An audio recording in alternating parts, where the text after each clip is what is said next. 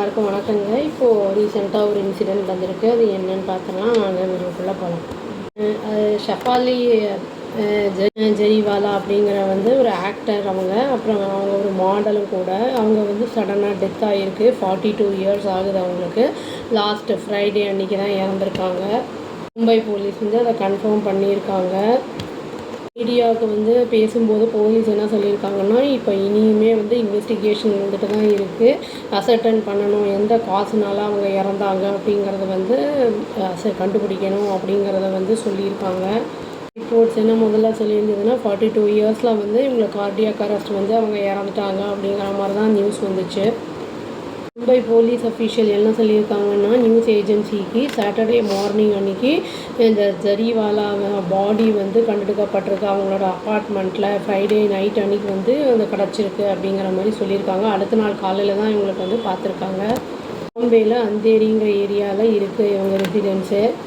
Police இந்த information எப்படி அவங்களுக்கு மார்னிங் 1 AM கிடச்சிருக்கு சாட்டர்டே. அப்புறம் அவங்க பாடியை இந்த கூப்பர் ஹாஸ்பிட்டல் அப்படிங்கிற போஸ்ட்மார்ட்டமுக்காக அனுப்பி வச்சுருக்காங்க. அந்த காஸ் ஆஃப் டெத் இது வரைக்குமே நாட் கிளியராக இல்லை அப்படிங்கிறதான் போலீஸ் சொல்லியிருக்காங்க.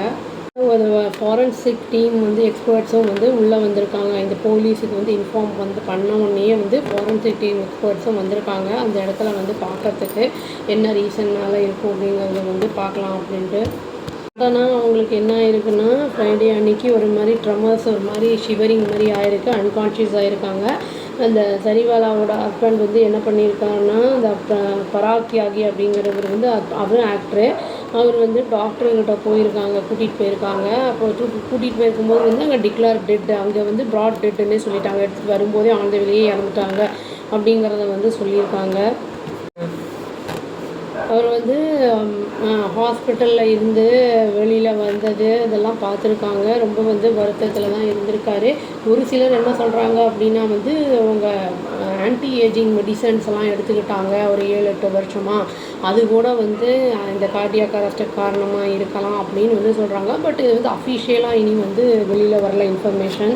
நிறைய ஃபேன்ஸ் இருக்காங்க. இவங்க நிறைய அந்த துக்கங்களை பகிர்ந்துட்டு வராங்க சோஷியல் மீடியாவில். இந்த ஆக்டர் ட்ரிபியூட் சொல்லியிருக்காங்க நிறைய பேர். இவங்க ஹிந்தி டெலிவிஷன் இண்டஸ்ட்ரியில் ரொம்ப ஃபெமிலியர். இவங்க சல்மான் கான் ஹாஸ்ட் பண்ண இந்த ரியாலிட்டி ஷோ பிக் பாஸ் அப்படிங்கிறதுல பார்ட்டிசிபேட்டும் பண்ணியிருக்காங்க. மோஸ்ட் ஃபேமஸ் இவங்க 90s மியூசிக் அந்த இது காந்தா லகா அப்படிங்கிற அந்த இதில் வீடியோ ரொம்ப ஃபெமிலியர் ஆச்சு. இவங்க பாட ஆரம்பிக்கும் போது 20 இயர்ஸ் தான். அப்போவே அவங்க இந்த பாட ஆரம்பிச்சிட்டாங்க.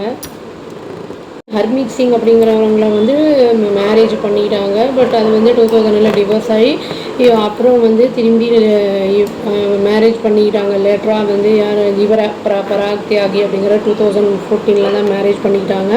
இவங்களோட லாஸ்ட் ரைட்ஸ் எல்லாம் நடந்துருச்சு. இப்போ இவங்க எதனால் இவங்களோட அந்த cardiac arrest anti ageing medicines எடுத்துக்கிட்டதுனாலையா இல்லாட்டி வேறு ஏதாவதுனாலையா அப்படிங்கிறது இனிமேல் தான் தெரிய வரும். இன்வெஸ்டிகேஷனில் வெயிட் பண்ணி பார்க்கலாங்க. அவ்வளோதான். Thank you. Please do like, share and subscribe our channel and click the all option and tap the bell icon. Thank you.